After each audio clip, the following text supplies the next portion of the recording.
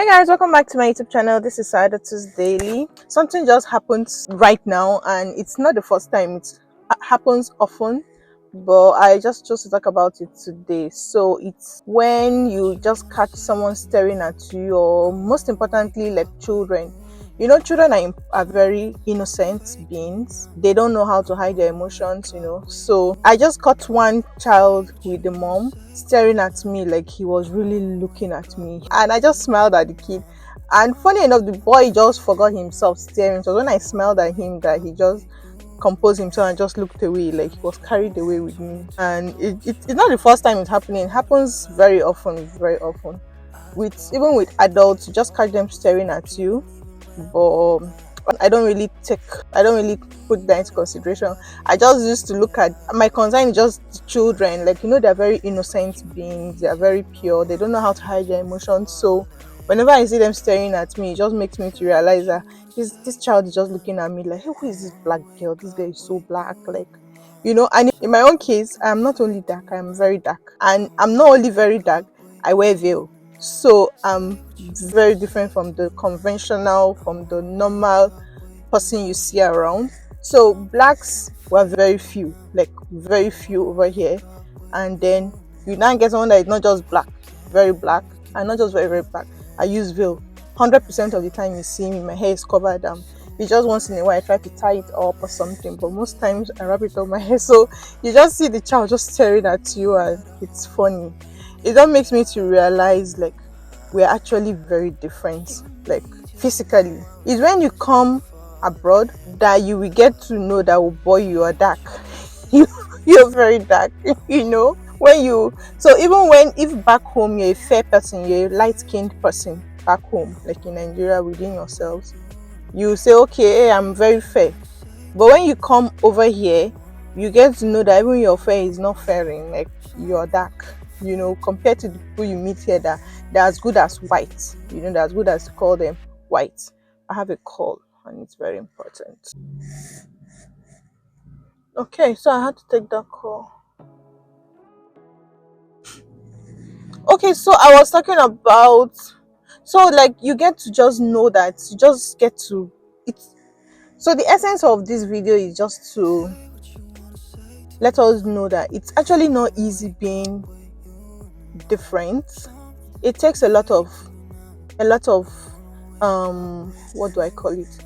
It takes a lot of confidence, a lot of work for you to, even though you're different among almost everybody around you, for you to still do what you have to do. Like, people struggle with being themselves in the midst of people that they are physically different from, like color wise, gender wise. In this case, it's color wise. Like, you catch people staring at you, like you catch someone looking at you like closely, like it may be the first time the person is coming very close to a very dark person, to a black skinned person, and the person cannot hide it. Like true adults can pretend, they could just glance and turn when you're coming close, when you're looking at them, they will just turn. But children will not even turn. They will keep staring at you. Why is this fly disturbing my life? Go. Just go.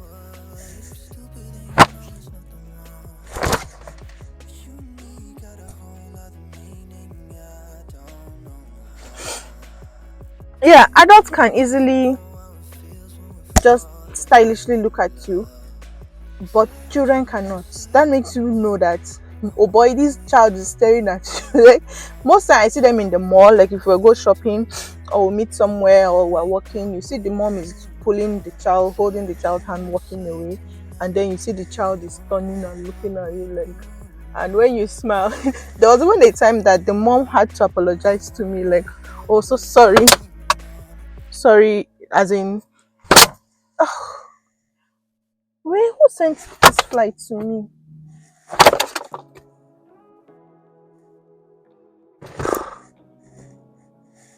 Where was I? Yeah, there was a time a parent had to, like, apologized to me. Like she just was like, "Oh, don't mind him." Like I'm like, "Oh, it's fine. Let him look. It's not easy to see a dark lady every time, you know." So I just made her to feel it's fine, it's okay. You know, it's actually not easy being different. So as an adult, sometimes I feel reluctant. I feel somehow just associating with other people or coming into maybe a group of people talking and I have to join them or something, or like when I have an appointment with customers and we have to be in the same room with them. I used to feel somehow, I don't know how to put the word. So I'm just imagining it for younger children, like our kids, like our type of kids, like black kids, like how do they associate with their friends, you know, because children are innocent. Somebody could just tell them that, oh, you look so black, or you look like chocolate, your skin is like chocolate or something. How do the children usually take it? Like our children, like I'm just trying to put myself in their minds. So we have to like work on our children to make them feel self-confident and make them realize that yes, you're actually different skin color wise, but that's just all. You're all human beings, you're all the same, you know. Just making them to feel everybody has a different color, because not even we blacks, like even the Indians, they call the Indians brown skin. They call us black skin, they call the Indians brown skin. Even the Indians, when the Indians stand close to the Canadian person, you see the difference in their skin color there. But to us, the Indians are white, but to the Canadians, the Indians are brown. So everybody have their own different skin colors. And in Canada here, we have so many different ethnicities from different parts of the world coming together in one place. So you see people from Egypt, you see someone from Morocco, you see someone from Kenya, you see someone from everywhere. They're all here. Mexico, Germany and all that. So we all have different skin colors. You know, we just that ours is very, very like obvious, like you're black, pow, you know. And then for me, someone like me that wears veil, I always wear veils. We have other people that wear veils, like um the Arabs, a few Indians that also wear veil. But as a black person wearing veil, you tend to like stand out, you understand? And sometimes the people don't even know how to relate with you. Like I have a few customers that normally when they come in, they want to give you a handshake. Like professionally, you're coming to a bank to meet an advisor, you want to shake hands and all that. So from the religious perspective, I don't shake hands. So I just made up my mind, I won't even shake hands to both female or male. Religious aspect and hygienic aspect, I don't know where your hand has been to, so I'm not going to handshake you. So I try to, from the first instance, like give you a wave, hi, or like I just deliberately don't make you feel you can give me a handshake. So sometimes you see some even some ladies do not even know how to relate with you. Like can they shake you, can they extend their hands, can they just want to be very careful not to offend you, you know. And sometimes I just make them feel, oh, it's fine, no, it's okay, like, you know, like. And some will be like, oh, I love your scarf, like, are you not hot, don't you feel hot? Or just making small talks, and they just want to understand how you try to exist in this kind of your body, like, you know. You see some of them making small talk, like, oh, I have a friend that is also in Nigeria, and oh, I've been to Africa, they just want you to feel comfortable, and they want to also make themselves comfortable, you know. I think I know this talk is all over the place, but I'm just trying to talk about how being different over here is a big deal. Like it's a thing, and for you to see somebody excelling here, like it takes a lot of confidence. I tell you, even for me as an adult, I 100% sometimes feel like different, you know. Even when it comes to the accents, sometimes I have to repeat myself like 2 times, 3 times. Somehow my tongue has been cooked so much, like I cannot even switch. Like I have friends, like, but one in particular, Aminat, I know she's going to watch this video. She can easily switch, like were at this moment speaking broken English, they speak pidgin, and she has to talk to a Canadian or somebody else, and she just switches like, oh hi, oh, I cannot do it, like I can't. And in my job, in a day I talk to at least 5 Canadians or 5 people with different accents as mine. But I just realized my voice is always the same. My accent is always the same, even when I'm listening to myself. Like, I try to want to switch it, not because I want to do phone or what, but I want them to understand me. But most of the time, they'll be like, excuse me, pardon me, like, what did you say? I have to repeat myself. But I have people that can easily just switch. They can just easily switch the accent and they flow, and then I'll be like, is this the same person I'm talking to? Yeah, so it's actually not easy. It's quite difficult. Unlike when you're back home, you're within your people, you're within yourselves, nobody is staring at you, nobody is giving you those kind of glance, nobody is turning back to look at you, nobody is giving you that vibe like you're different. You're just within yourself. I miss that so much. I miss it so much. Like, some behaviors I receive from some people back here, it's not a normal behavior. Like, they just want to make you feel comfortable or make you feel comfortable. Like, all those smiles, all those stuff, like, they're just trying to make you feel, yeah, okay. It's not easy, because you know it, that it's because of I'm like this, that's why this person is doing like this. It's actually not an easy thing. I just hope our kids are able to go past the look of the skin, to do whatever they want to do, achieve whatever they want to achieve, speak where they want to be able to speak. And if you notice you have a child that is very, very sensitive, like for me, I have 3 kids. I know one of them is very, very sensitive. She's very, very self-conscious of herself. So I know that one requires more work, more words of affirmation. But you see the other one, even if you're staring at her, so she can come and do you like this. you know. But the other one, if she notices people are staring at her, she will tend to like coil and be like, why are they looking at me? So if you have such kind of kids, you have to keep talking to them like it's okay to be different. I always tell her that, just imagine we're back home in Nigeria, and this person who is a Canadian with her blue eyes and her long blonde hair and her very white skin now comes to a place like Nigeria, comes to Sokoto State where we were before, and everybody will be staring at her, everybody will be following her and be looking at her, that which kind of alien is this? So that's the same way you are the one here now. So if you see someone staring at you, allow them to stare. Like, they've never seen someone so black, so chocolatey, so they'll be like, wow. Like, I had I had an event yesterday, a volunteering event, and I left work to the place. So we're among like 6 ladies. All of them are white skin. I was the only black person with a veil, obviously. So I caught one of them several times staring at me, like just glancing at me. And the one that was funny to me was I caught her looking at my feet. I was looking at my leg. So I was wearing a flat shoe. Most of my legs, of course, exposed. I caught her looking at my feet. And I just smiled, because I know what she'll be thinking, that, wow, see her black leg. Wow, see her black leg. So I just caught her looking, not in a weird way, but she was doing it in a kind of corny, like a kind of secretive way, just to like stare. But it's caught me.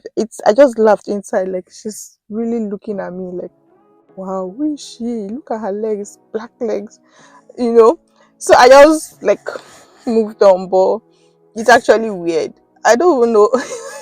I don't even know the essence of this video, but I just want to, it's always in the mind of everybody. Definitely, I know that it's in the mind of everybody. Every foreigner here feels the same way, especially when you're black skinned. I know Of course, everybody will be like, I don't send, I don't send anybody. Now, like, you go send once in a while, you will send, you will shall know that, you will know it that, I'm different. Like, oh boy, I'm different, you know. And it doesn't make sense if you now want to now blend in. Like, maybe if you used to wear veil, you decide not to wear veil again, or you are dark skin, you want to change your skin color, or you cannot. So just be unique. Just decide to be unique. There's absolutely nothing I can do about it. There's nothing I can do about this my color. Me, is either I go back to my country and go to where I belong, or stay here and make this place my home. Like, I'm here to stay. My kids are here to stay. Everybody is here to stay. So the earlier I know that, the better for me. I just choose to be unique, to be different, to be myself, to keep wearing my veil, to keep being proud of my skin color, because I have had it. So I've had people compliment me. Of course, I get compliments every day, yeah, yeah. But getting compliments from like a Canadian, like, oh, you're beautiful, like, it's, I tend not to believe it sometimes. What the hell am I saying? I tend not to believe it sometimes. Of course, I know I'm beautiful. Everybody knows I'm beautiful. But coming from a Canadian, like, it sometimes means a lot to me. Sometimes I just feel, oh, this person is just trying to make me feel happy. You know, I'm like, beautiful to you as a Canadian is different from when a black person is seeing something as beautiful. Like, I don't know if I'm correct or if I'm wrong. Like, a Canadian seeing a black person and thinking the person is beautiful, you're pretty, you're beautiful. Like, is it correct? Is it real? Sometimes I believe it, sometimes I don't believe it. But I get such compliments, and sometimes when I notice a somebody that is different race from me is staring, or I've lost my train of thought. I'm distracted with somebody. I was distracted. Yeah. So, sorry. So,